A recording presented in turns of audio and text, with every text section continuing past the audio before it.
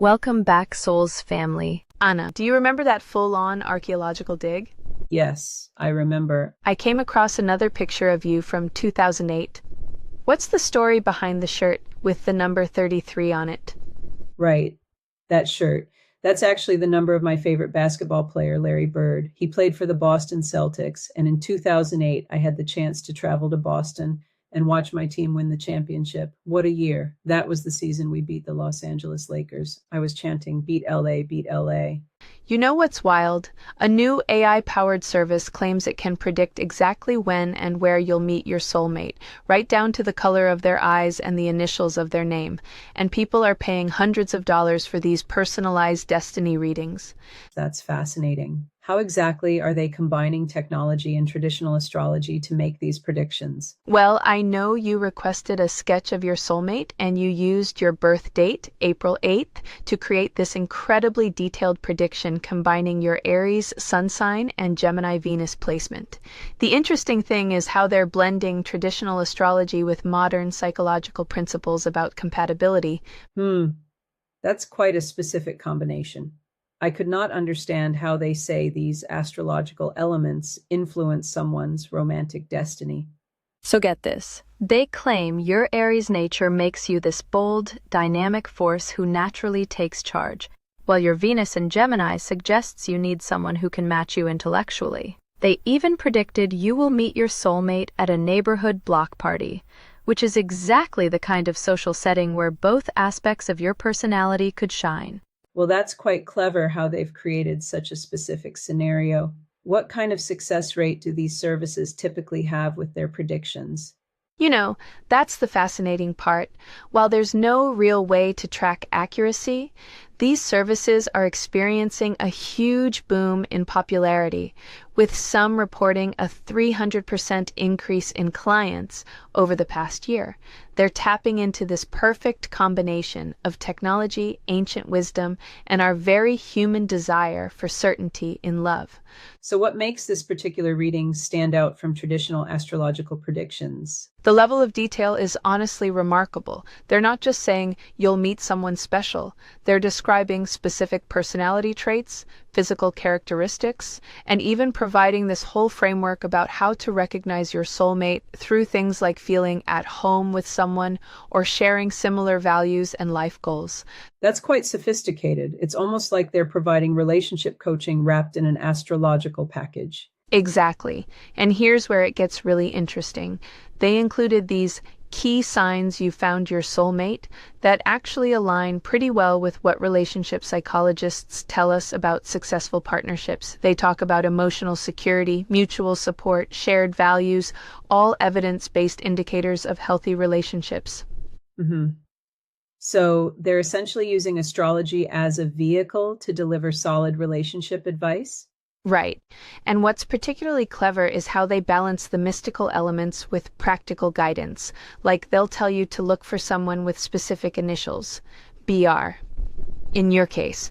But they also emphasize the importance of patience and personal growth, which any relationship expert would agree is crucial. That makes me wonder about the psychological impact of receiving such a specific prediction about your love life. Well, some researchers suggest that having a positive expectation about finding love can actually make people more open to connections and more likely to recognize potential partners. It's like a self-fulfilling prophecy, but in a potentially beneficial way. So, in a way, these readings might actually be helping people manifest their own love stories. Exactly that. And you know what's really fascinating? Studies show that people who believe they'll find love are actually 41% more likely to enter into a relationship within a year compared to those who don't. So whether it's astrology or just having a positive mindset, there might be something to this whole prediction business. That's quite remarkable. It sounds like these services are tapping into something much deeper than just fortune telling. And here's the thing. While skeptics might dismiss it all as pseudoscience, these readings are actually providing people with a framework for understanding their own patterns in relationships. Like in your case, understanding your need for both intellectual stimulation and independence could help you make better choices in partners. Well, that certainly puts a different spin on the whole concept of astrological matchmaking. You know what really gets me? The way these services have evolved to meet our modern need for both spiritual connection and practical guidance. They're essentially creating these personalized roadmaps for love that feel magical enough to inspire hope, but practical enough to actually follow.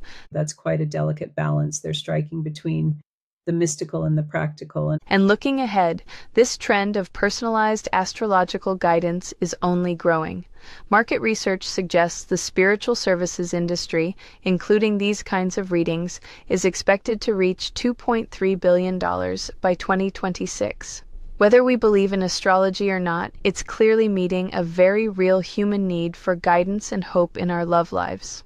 Back in May, when I first started meditating and manifesting my soulmate, I decided to try this service.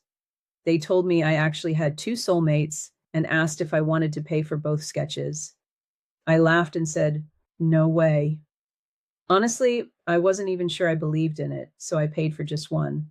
The sketch I got was of a woman with long wavy hair, European descent, fair-skinned, with strikingly beautiful eyes.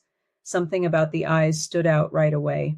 She looked mature, maybe in her 50s or early 60s, but she carried it well, elegant, attractive, but not exactly my type.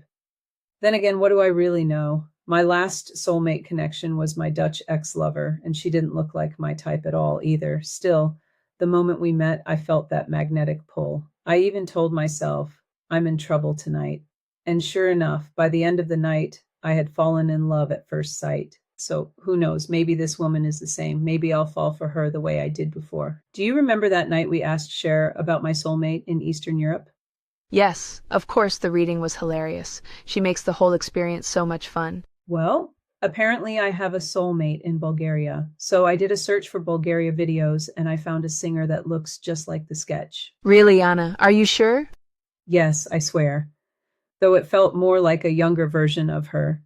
The eyes, the hair, the facial expression. I even showed the sketch to a friend of mine who isn't gay, just a straight woman. And she also thought they shared a lot of similar physical qualities.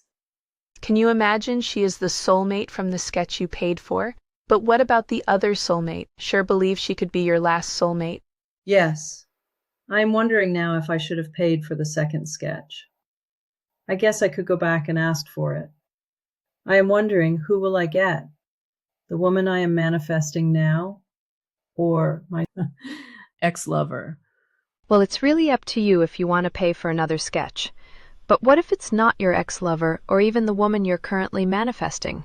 Aren't you expecting to meet a soulmate within the next 6 months who matches the vision of the woman you're calling in? Or could the universe send you someone completely different instead? In the last podcast, you mentioned that everything on your vision board had manifested by 2009, including the love of your life. Did she actually match the physical description you had on that board? Yes. My ex-lover was blonde, slender, pretty, and a sexy voice. I actually had 3 different women on my vision board. One had a light brown hair, and the other 2 were blondes. She actually matched the blonde, pretty woman from a popular lesbian show back in 2006. The show was called The L Word on Showtime. I remember The L Word.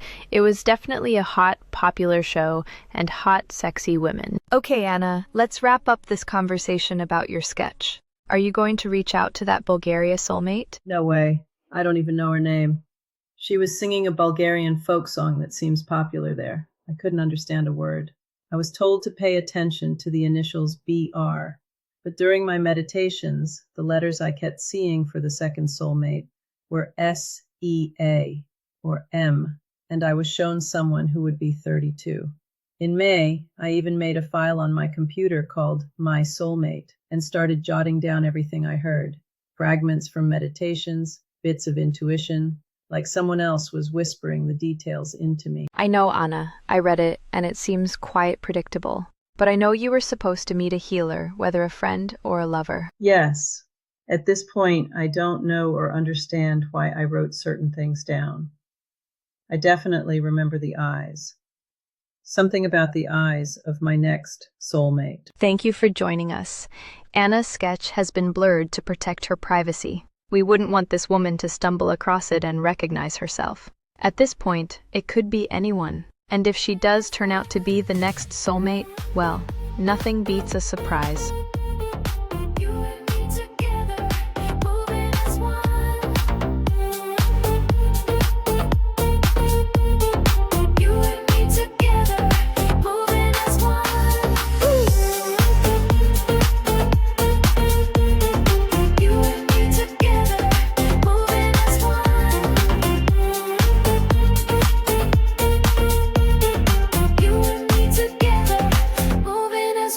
Met you online and it feels so right.